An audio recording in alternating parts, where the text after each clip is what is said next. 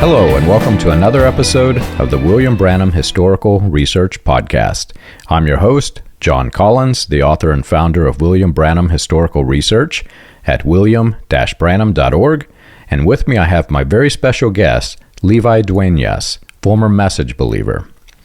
Levi, it's so good to have you on today. I have spoken to several people who have now left the sect of the message that you were in, and it was one of the more infamous sects, and I've wanted to have somebody on from that group, and you are the brave one who has came forward first. So you're the one that I get to put on the spot, and hopefully there will be others, but it's so good to have you, and maybe if you could just tell the listeners a little bit about yourself. Yeah, thanks, Sean. I really appreciate this time you've given me, and first of all, I want to say that I'm a big fan of your work. The William Branham research page was a pretty big part of my sort of awakening to the situation that I was in. I've been in Tucson pretty much all my life. My family and me came to that church in specific about 24, 25 years ago. It's probably 26 years now. We came as a young family of six. It was me, my brother, and my sister, and my two brothers, my mom and my dad. My parents brought us there for just to be members of the congregation, and through that, that was where I came up, and that's how I was raised. I was raised within the message.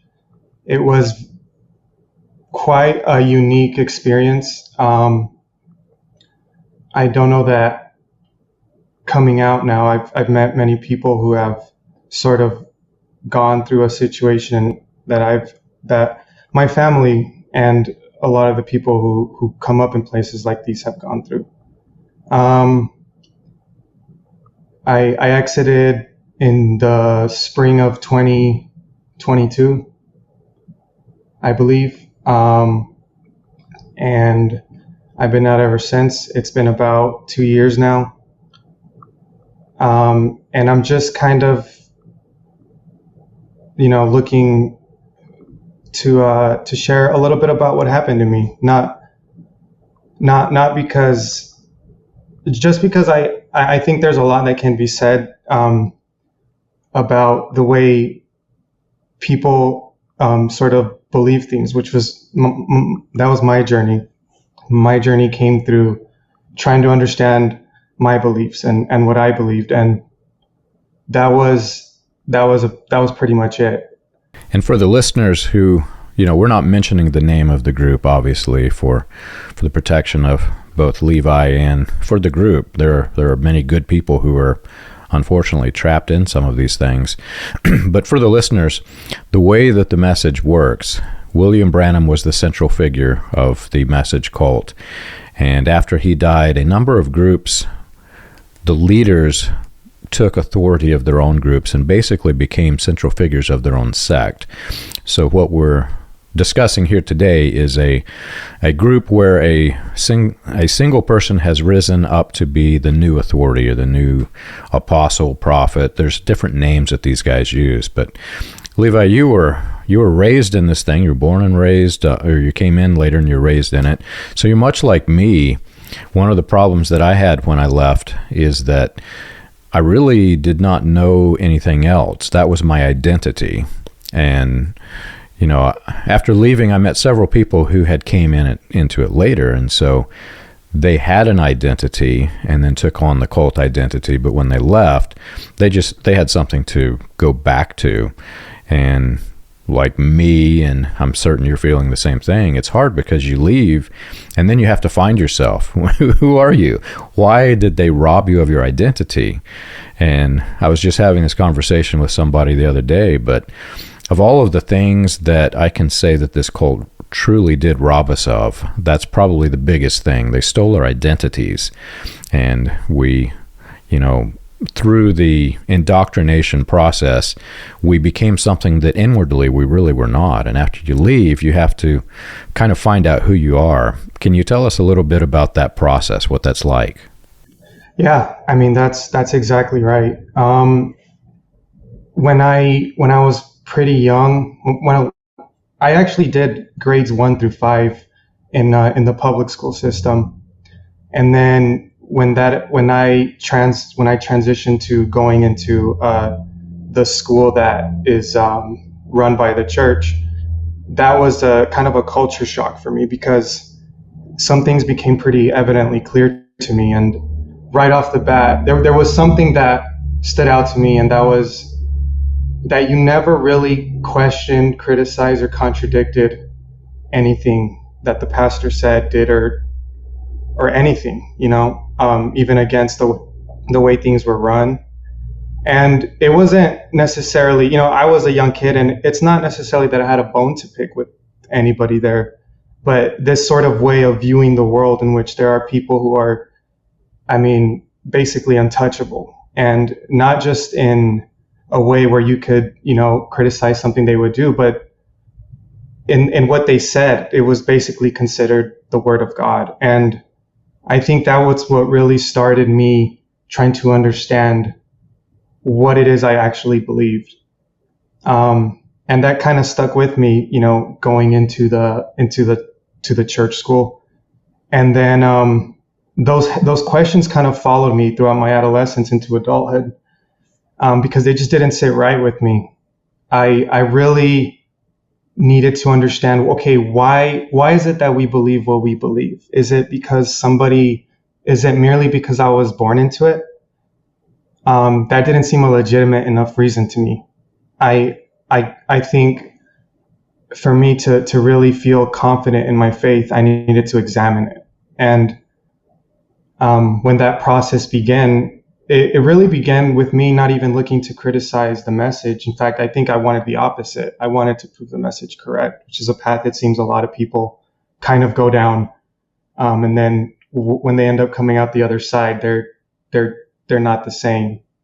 And so for me, it came out to understanding like why I believe what I believe, and exactly what is faith.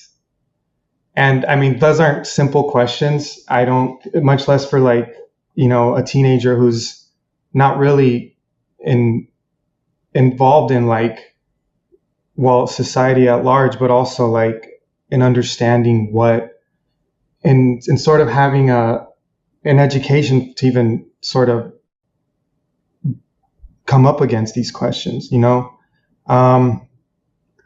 So I basically took what I had around me and I started doing some research. And what I realized is that my faith really wasn't strong because it was dependent on the actions of men, their words, and basically the church I was in. And that's not something faith can actually be strongly grounded on.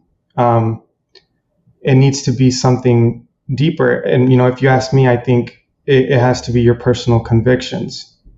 Those are some things that are basically immovable. So growing up, I had a lot of questions, and that's mainly what I remember is why are things the way they sort of happen? Why are things like, why can't we even question it? There was like comments that would constantly being said, like that only God can correct the pastor.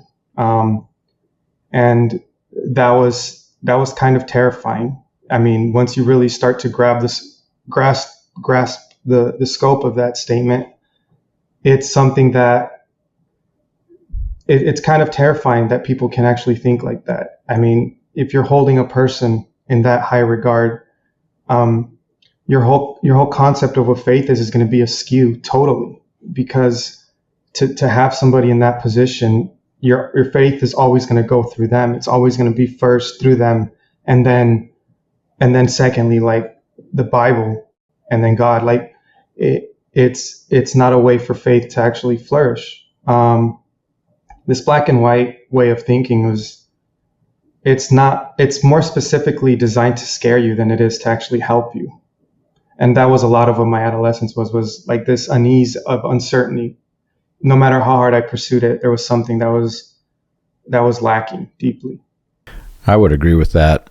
They call these groups high demand groups. That's another name for the cults. And that's what it is. It's really high demand. They want to impress upon you the fear and the continual urgency of whatever it is that they're bringing, so that you're constantly in this state of emotional turmoil, because if you can focus on that, then you do not focus on critical thought.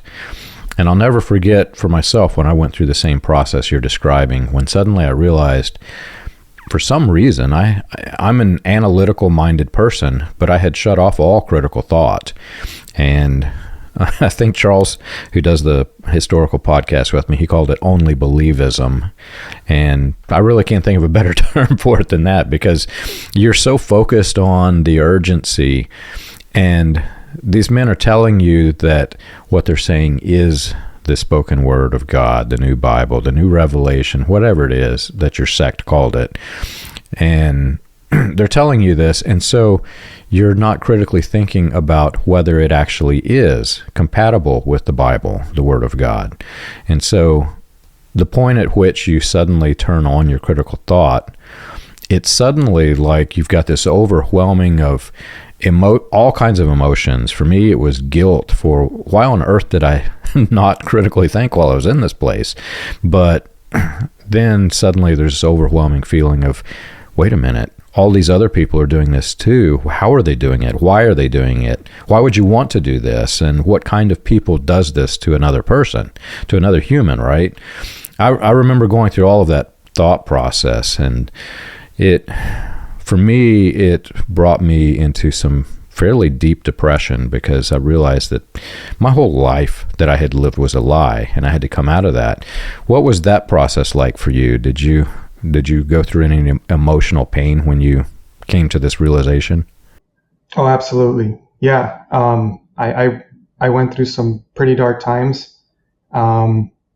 It seems that like the more I sort of discovered what was happening, and the more I learned of basically a lot of the stuff that my life had been built on up to that point had been lies.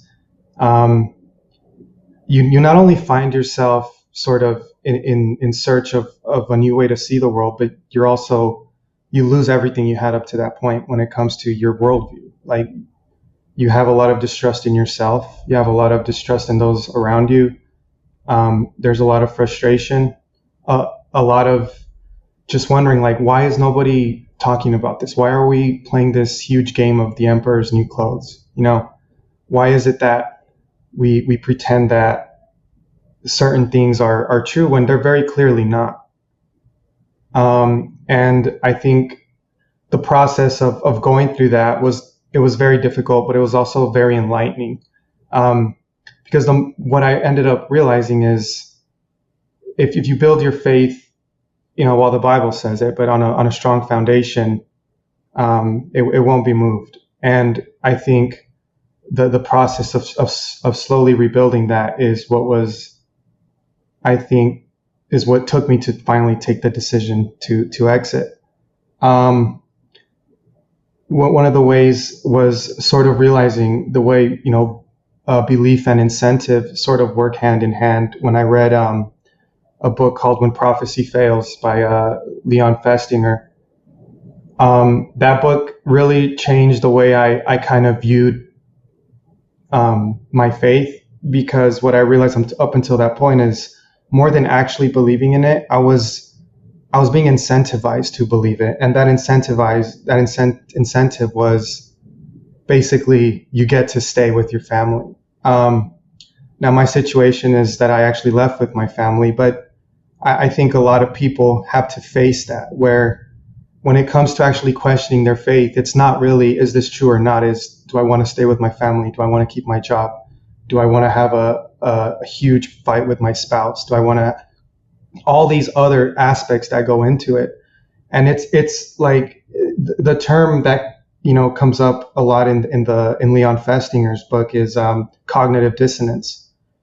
And learning about that also changed a lot about how I see things. And it seemed like, especially for the children there, it's sort of induced at a young age. It doesn't seem that it comes naturally. I think kids are curious, they question a lot of things, but this sort of way of getting them to see more of what they risk losing if they question, or if they criticize, or if they decide to leave, they're sort of left with just this huge void, because not only are they losing, friends and family, there's also potential of losing employment. There's also potential of really finding yourself out on the street. A lot of people kind of go through that, and that doesn't, to me, seem to be a way to follow your faith. I think the book of Job does a great job of sort of illustrating that. Is the reason why Job was a servant of who God really, really, really loved and admired, is because he had everything to lose. He had the family, the wealth, and everything, and he decided to believe and have faith in God despite losing all of that.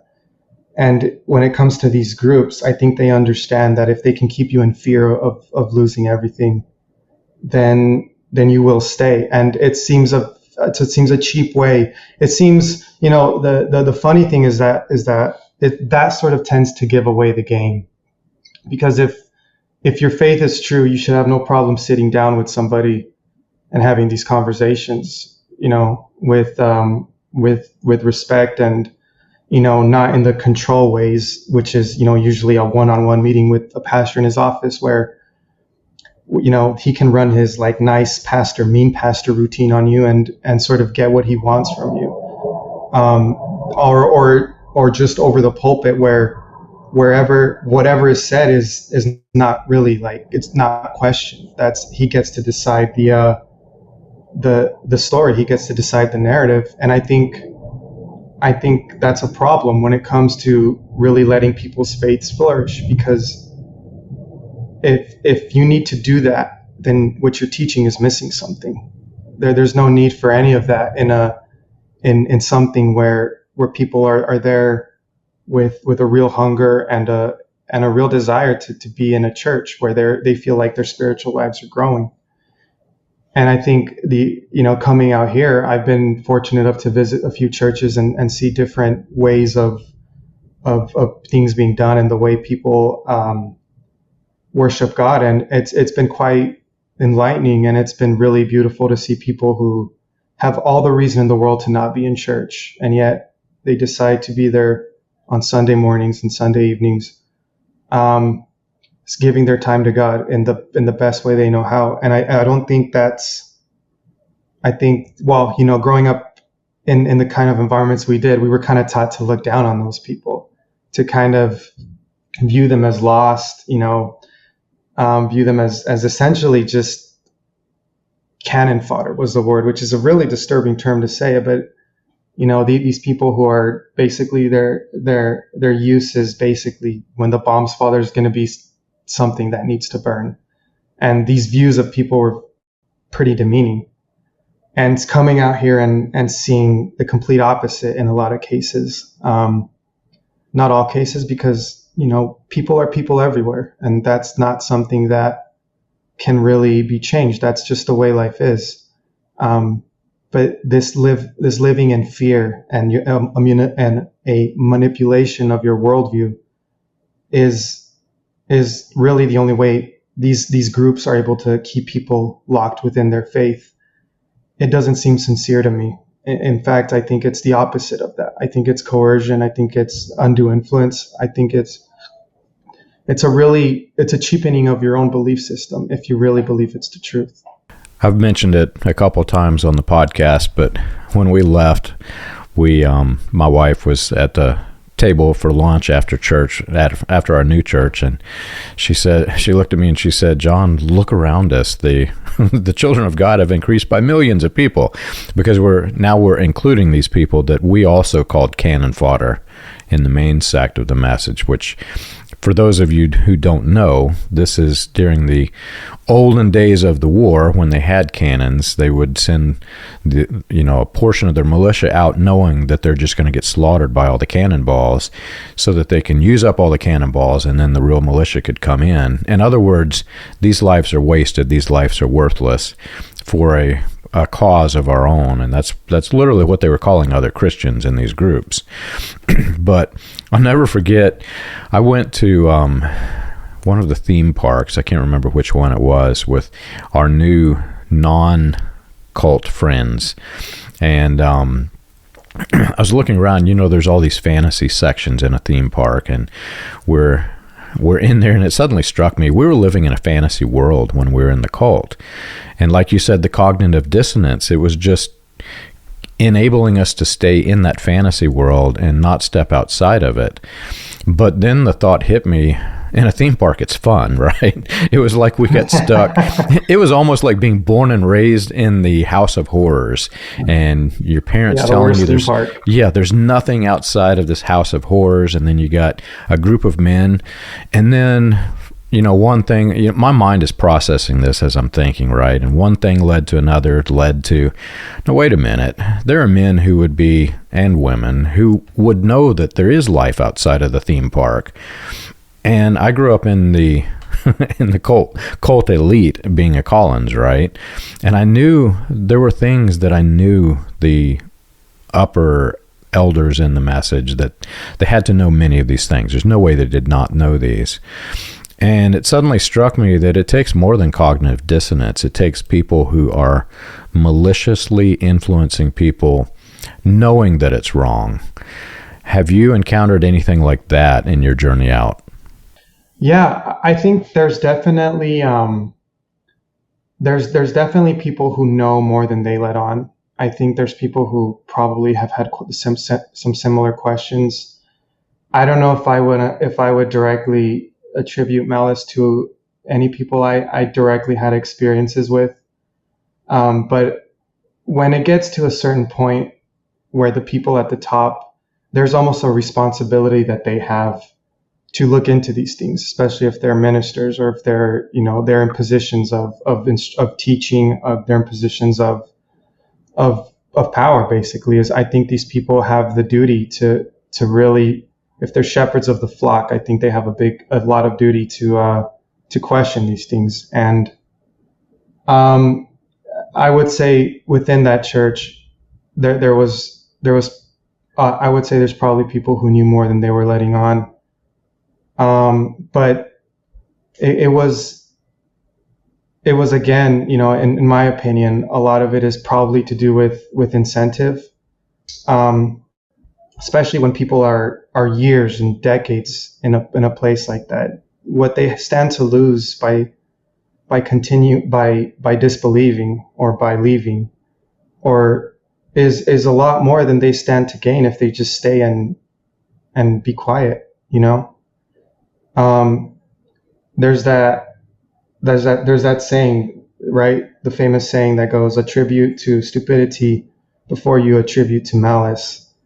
And in my experience, I don't want to call anybody stupid, but I think there's just a lot of turning and pretending you didn't see, or just remaining in the dark willfully because it's easier.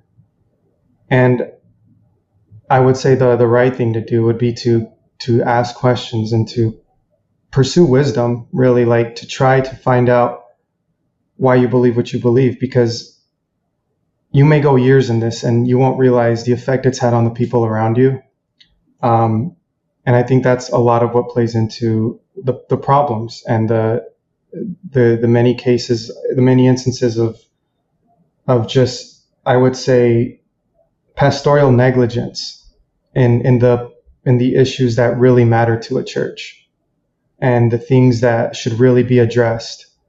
I mean, there's so many cases of young boys getting in trouble for watching sports, or for maybe going out for a drink or something, or just stuff that, is common behavior of young people, and they were crucified for it. They were you know, they were told they were, you know, sinners, and you know, they had to get their lives right, and all of this. And meanwhile, there's people in that church who enjoy regular dinners with the pastor, and they're guilty of some horrible things. And again, I don't know if it just seems there's definitely something that is unequal there, and not in the basic sense that you're paying attention to things that don't really matter, where there's a whole backlog of problems that have never been addressed.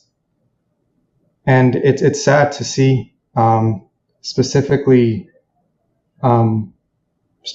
for kids, because if anybody has no voice in anything, it's the kids. Those were always the ones where I felt like a lot of them didn't have a chance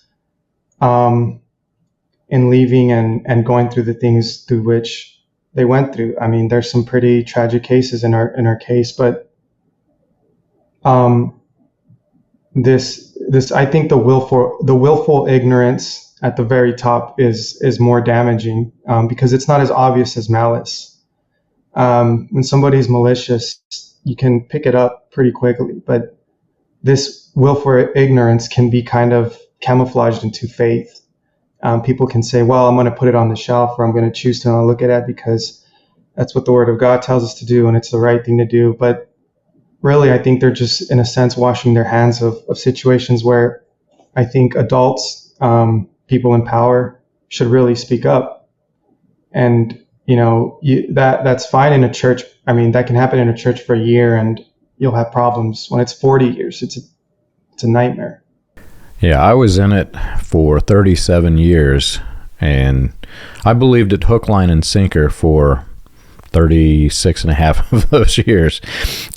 For me, you know, I can't say that I was willfully ignorant. I was naive. I had no idea. Plus, I was in a different category than the rank and file members, right? Because being in this cult royalty, you kind of...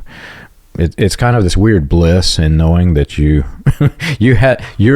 the family of somebody who knew the prophet. That's literally the claim to fame that I had, which is ridiculous now that I think of it. But that's what we had. That's all I had.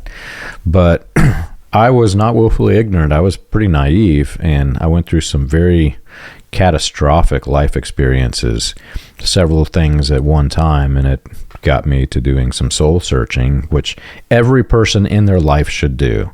But in the message, cult, and their splinter groups, you really only do this when you go through something really hard, because they keep you in this high demand urgency. And so you're soul searching, you're life searching.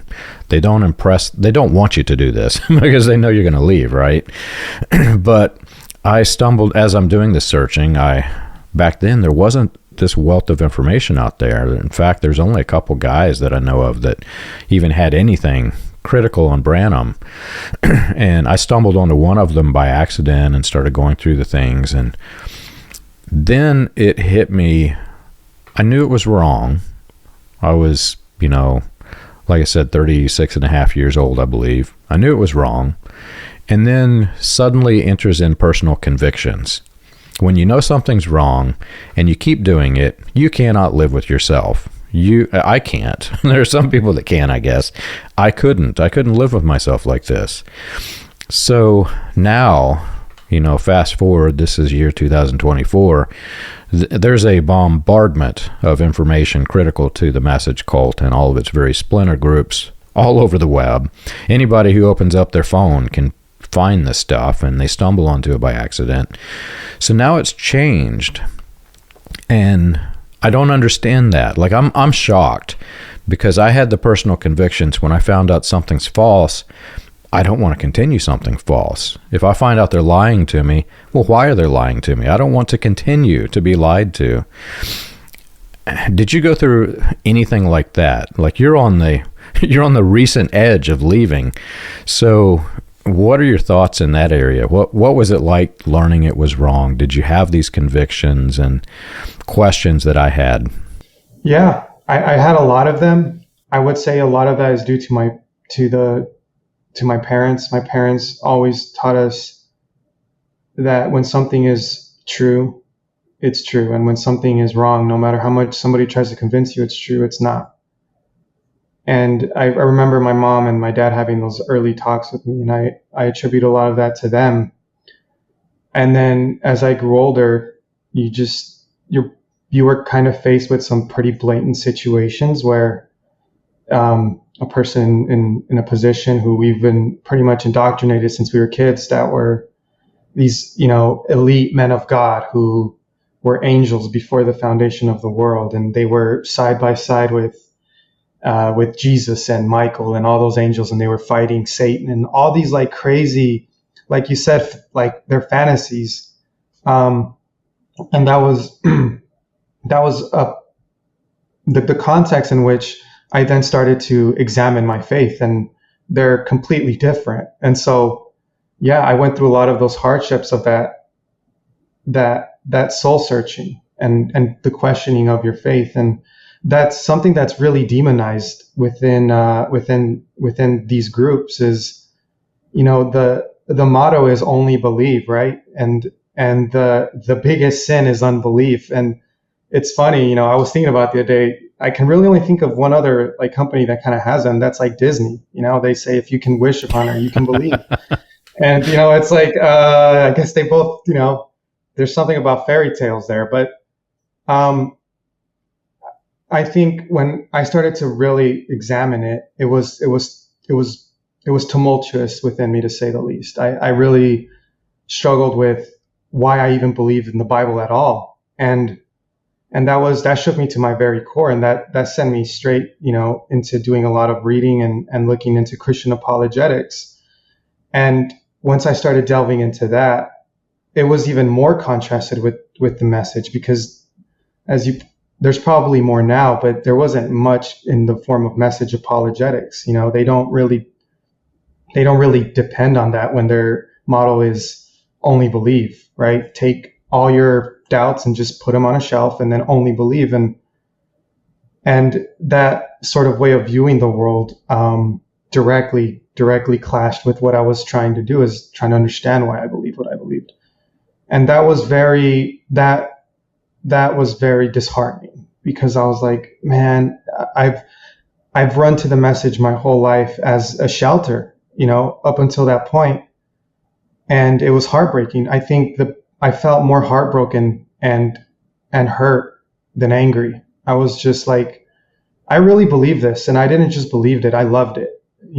I was the type of person to, there was a span of time where I would fast on Sundays. There was, I enjoyed reading messages. You can ask my parents, I would fall asleep listening to tapes. I was into it because I believed it and I loved it.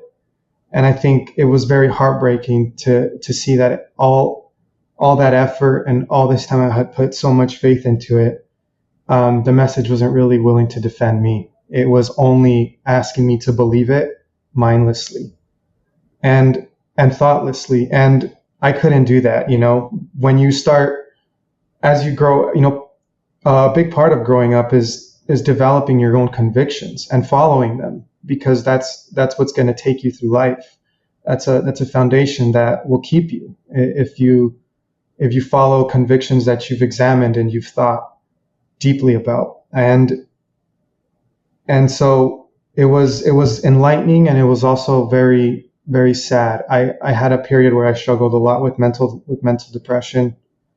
I was pretty sad for about a year, to the point where I just didn't really care either way. And I think that's when I really realized, okay, this has to take a step up.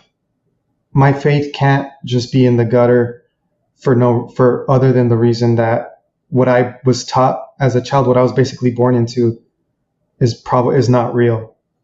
And so what that means is I have to work out my own faith, and that meant studying and reading the Bible. I got into a lot of literature, and I think that was really what what healed me is pursuing it for myself. You know, there's a lot of fear around questioning your faith. I would recommend it because it will strengthen it. It will strengthen it. It really will. You need to examine why you believe what you believe. And I think even though it was difficult and there was a lot of turmoil, I think in the end, it's been worth it, because I'll be honest, I think now I feel a lot more confident in my faith, not in myself. You know, in a lot of ways, I find myself, you know, the message tends to give you some easy outs sometimes out of things. You know, if the only sin is unbelief, well, then as long as you believe the message, then you can do a lot of things. And that's not an uncommon theme. And I would say inside of a ministry like ours. And so I think putting my feet on a foundation of really understanding my faith is what took me out of, as you said, that part of your life where it's tumultuous and you're kind of broken and your faith is not in a good place. Yeah. Yeah, that process is terrifying for anybody who's gone through it, because you basically have to deconstruct who you were and then reconstruct who you are. But for people like us that were born and raised in it, where do you begin, right? You have to build up everything. It's like you're suddenly building this new person, and wait a minute, that new person is me. And I'll never forget, you're one of the many who have came out of this thing and remained Christian. There's a large number of them. I'll never forget reconstructing that. A lot of people don't know that I've done this. I don't know if I've even mentioned it, but I spent like 2 years going into Christian apologetics and learning what it was, how it worked, chipping in where I was able. And when you get into this, you suddenly realize that you literally learned nothing about the Bible while you're in this thing. Nothing. And you're talking with people who, you know, they're atheists and they're debating the Christian apologists, and they know more about the Bible. These atheists know more about the Bible than the message people that I knew, even than myself. And I read the Bible while I was in it. So then I came to terms with the fact that I was reading it through a lens that blinded what it said. In other words, they had so twisted theology that, you know, take this verse out of context here and this other verse over here and mix them together and make this new concoction of theology. And none of that is even in the Bible. So you go back and you actually read the Bible for what it says, and you can't make it say those things that are in the message. That's really where it ended up. But after all of that process, the thought that hit me, which was, and I'm not going to get into theology, I'm not a preacher at all, but the thought that hit me suddenly, I came across these verses like Luke 16:16. The law and the prophets were until John, and, you know, since then, the good news of the kingdom. All of these passages that are referring to a clear transition of the way things work, of the life of becoming, literally becoming Christianity. If you read through the Bible, through this process, and there's a process where the law and the prophets were until John. So this was, you know, the prophets and the laws were the law was the book of Moses. Then in these last days, Jesus has spoken, and next he's sending his Holy Spirit who will lead and guide you. When I came to terms with realizing that these men were trying to do what the Holy Spirit was supposed to do for Christianity, I felt robbed. I felt like, number one, why would they even want to do this? Why would they want to claim that they have that authority and that, you know, that the same supernatural effects that they claim to be given of God? Why would they even claim this was greater than simply the Holy Spirit that was supposed to be the one who's leading and guiding us? What was that like for you when you started going into the church and you started reading the Bible for yourself? Was it anything similar to what I just described? Yes, absolutely. That was actually a big one, is because the case for the message is is that you have to almost bring it on par with the Bible. And I mean, that's unbiblical to start, but let's say that we can sort of make a case for that. It's a tall order. There has to be a lot that goes into that, because I think within the message, it tends to be a King James only group. And that sort of limits the scope, but it kind of puts them in right where they want to be. Is we only have to really look at one book to justify our case. And I think learning about the Bible was a big part of it. First of all, the book is an archaeological find. It's a compilation of a lot of books that span a vast amount of history, and they sort of correlate with one another. And it's a miraculous book. It's not. It's a library. The Bible is a library of books. Correct. Yes, and it's also withstood many thousands of years of war and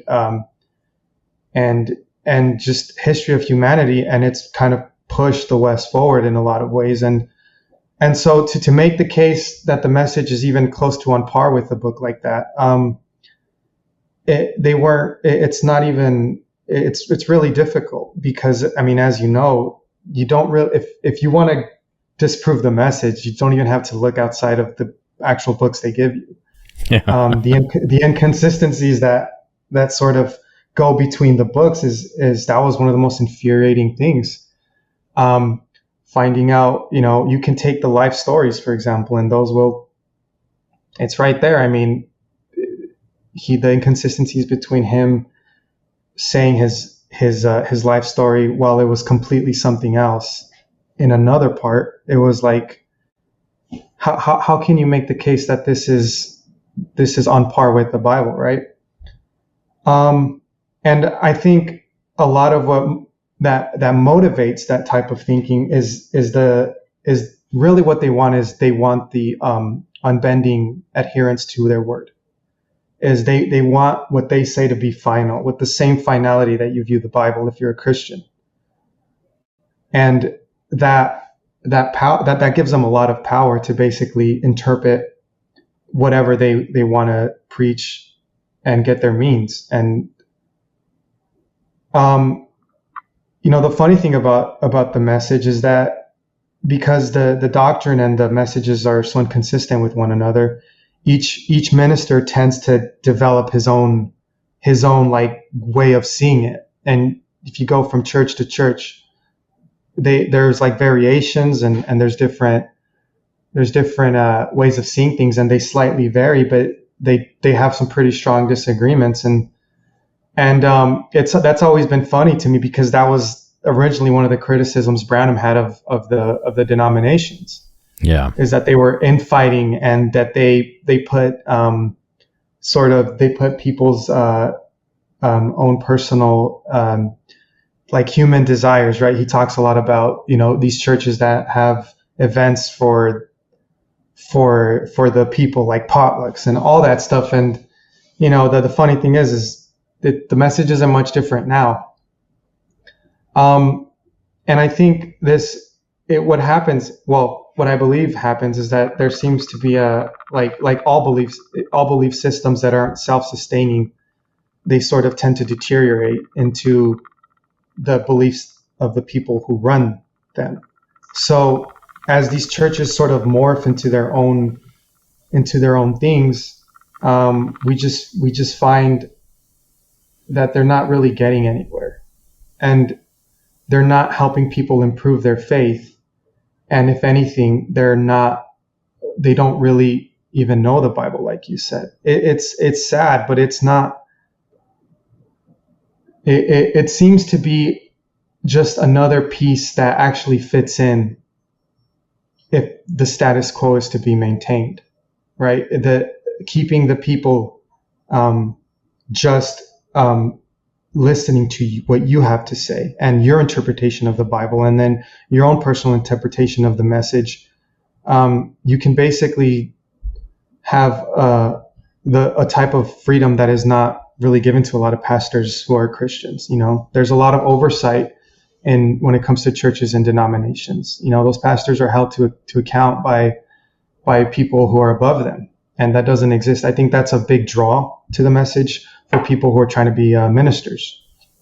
Yeah, there's no accountability. Correct. Yes, and I think that was one of the more infuriating parts of it, is finding out that there was people who knew this, and it was all part of the strategy, really, is to maintain this view of themselves as equal to, or like all the there's a lot of believers in the message who have their own pastor as like the next prophet, or one of the three with Branham, or whatever, right? All these things that sort of come when there is no real foundation. And I think that's what the Bible is. That's why it's important to examine it. And I think that's why it's important to understand it. And is because if you're a Christian, your authority is the Bible, right? And you can sit down with your pastor and have those discussions. But when your authority is an interpretation of the Bible that's coming through like 2 or 3 different lenses, the message or your minister or both, then I don't think even your context is totally off. You really don't have even a good place to start. And I think that was very infuriating for me, was to find out that not only do I have the symptoms of it, but the entire foundation of my faith has just been set up by people who have their own interests at heart. And I think that was a stab in the gut for sure. And it didn't feel like I was ever going to get anywhere. And ultimately that's why I left. Yeah. Charles, who I've mentioned earlier in this podcast episode, in his sect, the leader was much like your sect, right? William Branham was no longer the authority. The new central figure, his pastor, was the authority. And he recognized the fact that William Branham had many, many internal contradictions. And this was the second oldest thriving message church that exists in all of message history. It's a name that William Branham mentioned frequently on the recordings, so everybody knows who this is. And he's admitting that there were contradictions. But he said it was to confuse the people so that you could weed out the unbelievers, which essentially is calling not only the Christians outside of the message cannon fodder, but now we've got this blast radius within the sect that we're just going to wipe them out too because they're confused. And this was by design, that you confuse the people. And the Bible verse, God is not the author of confusion, just unravels the whole thing. But if you could go back in time and give your former self, before you escape this thing, some encouragement and advice, what would you do? Yeah, I think the simple way would just be I think I would encourage myself just to stick to my convictions overall. I think that's a strong foundation, especially if you examine them. I think they will guide you. They will guide you in the way that you'll need to go. And I think that's so important because in doing that, you take your faith back. It's not dependent on what you've been taught your whole life. It really is dependent on your personal experience. And it really puts, I feel the control back in your hands is to say, not only am I free, but the way I view the world and the way I interact with my faith, it's also mine again. And I think that's very important because it helps with leaving, and it comes with, as your faith grows, all the struggles that come with that, and the rebuilding of your faith as you leave, and you struggle to sort of find a foundation outside of the context that you've had your whole life. Yeah, I would agree with that. There's so many things that I wish I could tell myself if I went back. When people leave this and other similar groups, the message is not alone. If you examine other cults, they're all pretty much the same. They've got different doctrines and theology, but in the end, the structure, the hierarchy, all of it is pretty much the same with different faces, right? It's a different theme park and not as fun as the one that you were in, but there's a wide variety of what happens when people leave. And for some people, their childhood was also robbed. There were things that other kids got to enjoy that they never, ever did. And some people, they leave and they're like, I'm free. I can do these things. But it's weird because you experience them for the first time as an adult. So you've got the guardrails of being adult, but wanting to go back and do the things of your childhood. And you're early enough out, this probably hasn't hit you yet. I swore that it would never hit me because I'm an adult. I'm too big for this kind of thing. About 5-6 years later, it suddenly hits you and it finally sinks in. Wait a minute. I've never done this or that or the other thing. And so within reason, we tried a few new things. And I'll give one story, which I'm embarrassed to tell, but I will. But for our wedding anniversary, my wife and I had never been into a casino. I have no desire whatsoever to gamble. I think it's kind of silly because I'm very financially minded and this is just waste of money, right? But I'd never set foot in one. So we went to, there's a boat probably 45 minutes north of here that's a casino, and it was 5 floors, 5 stories deep in a boat.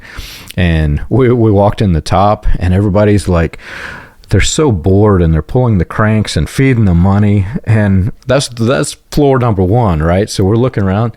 Well, this isn't any fun. Let's go see what's on the next one. So we go down there. Everybody there is like this or throwing cards. They're just bored out of their minds. And they're addicted. It really is what it comes down to. They're addicted. So we got all the way down to the bottom floor and I said, we got to do this, right? So we each took a $1 bill and played the penny slots until the dollar was gone and then left. And now I can say that I've done this. I didn't enjoy it. It was no fun, but I had the convictions of adult. I didn't go blow $100, right? But I got the experience. And while doing it, there were some things that I'm glad that I went that I could see, because these are things you'll never see anywhere else.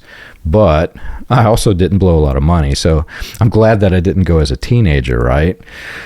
But like I said, there's a lot of different pathways people go. It sounds like you took the more cautious, the more stable, a very good, solid, secure pathway is the one that you chose, which same kind of pathway that I chose. I'm too analytically minded to go do something stupid. So I'm very glad that you were able to do that. It's funny. I think I have a similar story with a casino, but it was basically the same. As I just walked in and I played a few dollars and I was like, I don't even understand these machines, but I got to say that I did it, and that's the end of that. Yeah. Life is good. You can experience it. You can go to bad places and you don't have to do bad things. That was another concept I had to grasp. Jesus sat with prostitutes, and there's nothing in the Bible about him doing the bad things that other people would do, right? You can be a good person in a bad place, right? Correct. It's called agency. And I think that's something that you learn, but it comes with responsibility, which is the other side of that, So I think walking that line is, you can go and you can enjoy yourself, but I think at the end of the day, the responsibility to be a productive person and to be a Christian is still yours. It doesn't belong to anybody else. So that's one thing you get.